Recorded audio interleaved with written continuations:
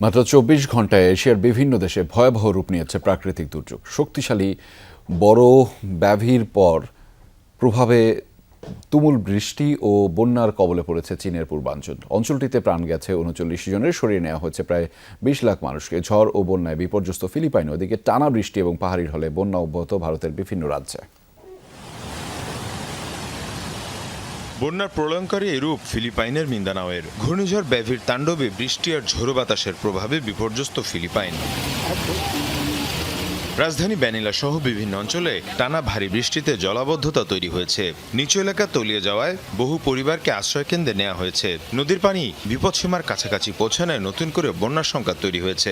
উদ্ধারকর্মীরা নৌকা নিয়ে আটকে পড়াদের নিরাপদ স্থানে সরিয়ে নিচ্ছেন। বিদ্যুৎ ও যোগাযোগ ব্যবস্থাও অনেক এলাকায় ব্যাহত হয়েছে।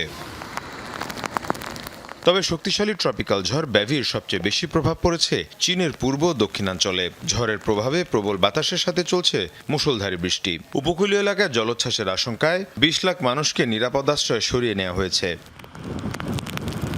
বাতিল করা হয়েছে শত শত ফ্লাইট, বন্ধ রয়েছে ফেরি ও সমুদ্রপথের অনেক সেবা। স্থানীয় প্রশাসন বন্যা ও পাহাড়ি ঢলের বিষয়ে সর্বোচ্চ সতর্কতা জারি করেছে। এদিকে ভারতে থামছেই না মৌসুমি বৃষ্টি। গেল ২৪ ঘন্টায় হিমাচল প্রদেশ, উত্তরাখণ্ড, রাজস্থান, মধ্যপ্রদেশ, আসাম সহ কয়েকটি রাজ্যে ভারী থেকে অতি ভারী বৃষ্টিতে বন্যা পরিস্থিতির আরও অবনতি হয়েছে।